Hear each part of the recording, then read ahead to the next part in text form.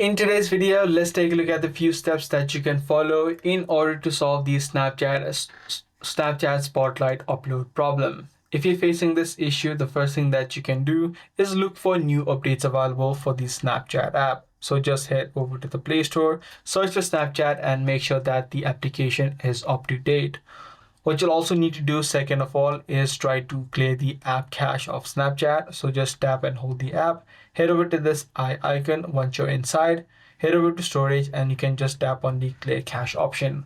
Once you complete this step, try to remove the Snapchat app from the recent app list and try to see if the issue is fixed. If the issue is still not fixed, then what you can also try out is try to uninstall the Snapchat app from your phone and then again re-download it.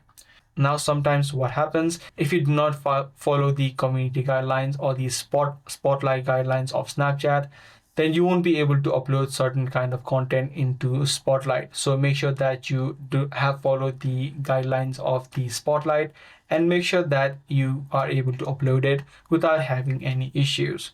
Now, lastly, what you can try out is try to submit the video or the Spotlight from the web version. So you can just open up a browser, whether you're using your phone or your desktop, and try to log into your Snapchat using a browser and try to see if you can upload it.